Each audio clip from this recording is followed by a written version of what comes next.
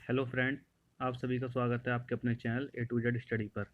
हमारा आज का टॉपिक है वेद। जैसा कि आपको पता है कि वेद से हर प्रत्येक गवर्नमेंट एग्जाम में कोई ना कोई इंपॉर्टेंट क्वेश्चन जरूर बनता है, तो आज हम सारे इंपॉर्टेंट क्वेश्चन को कवर करेंगे। भारत का प्राचीनतम धर्म ग्रंथ वेद को कहा जाता है।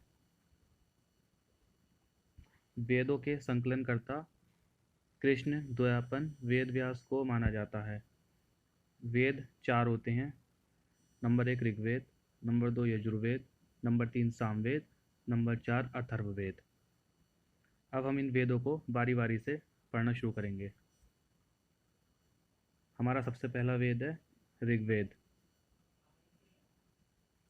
इसमें 10 मंडल, 1028 सूक्त और 10,462 ऋचाएँ हैं। ये आपसे पेपर में बहुत बार पूछता है कि ऋग्वेद में कितने मंडल हैं या ऋग्वेद में कितने सूक्त हैं, तो ये आपको पता होना चाहिए। हमारा दूसरा क्वेश्चन है, इस वेद के पाठक को होत्र कहते हैं। इस वेद के पाठक को होत्र कहते हैं। इसके तीसरे मंडल में गायत्री मंत्र का उल्लेख है। इसके 8वें मंडल में हस्तलिखित ऋचाओं को खिल कहा जाता है। मतलब इसके जो 8वां मंडल है उसमें जो ऋचाएँ हैं उनको खिल कहा जाता है। ऋग्वेद का संबंध प्रार्थनाओं से है। ये क्वेश्चन बहुत इंपॉर्टेंट है, क्योंकि ये आपसे कई बार क्वेश्चन पूछता है कि किस वेद का संबंध किससे है। अगला है, इसमें इंद्र के लिए 250 और अग्नि के लिए 200 ऋचाओं की रचना की गई है। और सबसे इम्पोर्टेंट यह है कि यह सबसे प्राचीनतम वेद है। ऋग्वेद को सबसे प्राचीनतम वेद कहा जाता है। हमारा अगला वेद है सामवेद। सामवेद का संबंध संगीत से है। इसमें संगीत से संबंधित जानकारी दी गई है। इसमें जो ऋचाएँ हैं उनको गाया जाता है। इसके पाठक को उद्रार्थ कहते हैं तथा इसे भारतीय संगीत का जनक माना जाता है। इस सामवेद से ज़्यादा कुछ इंपॉर्टेंट होता नहीं है। इससे बस आपसे बस यही पूछता है ज़्यादातर कि सामवेद का संबंध किससे है, बस। हमारा अगला वेद है अथर्ववेद। इसके रचयिता अथर्वा ऋषि हैं। उन्हीं के नाम पर इसका नाम अथर्ववेद रखा गया था। यह सबसे वाद का वेद है। इस वेद में काला जादू, वशीकरण आदि के बारे में लिखा गया है। अथर्ववेद जो है वो कन्याओं के जन्म की निंदा करता है।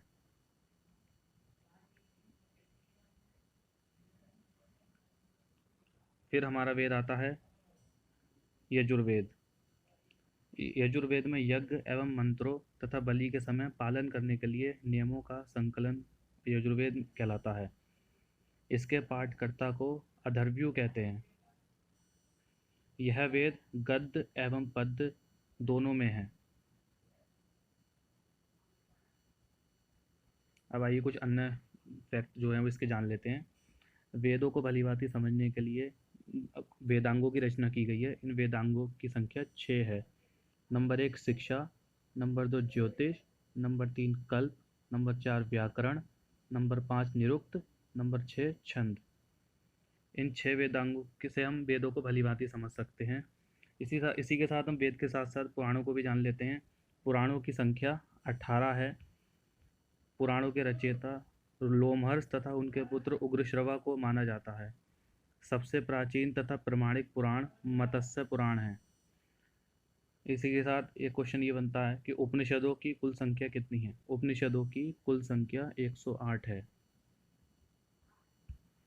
एक इम्पॉर्टेंट क्वेश्चन, ये लास्ट क्वेश्चन है हमारी इस वीडियो का। ऋग्वेद, यजुर्वेद तथा सामवेद को वेदयत्री कहा जाता है। वेदयत्री में सिर्फ इन्हीं 3 वेदों को काउंट किया गया है, क्योंकि अथर्वा ऋषि ने अथर्ववेद की रचना बहुत टाइम बाद की थी, इसलिए वेदयत्री सिर्फ इन 3 वेदों को ही कहा जाता है। तो हमारी आज की वीडियो यहीं पर ख़त्म होती है। जय हिंद।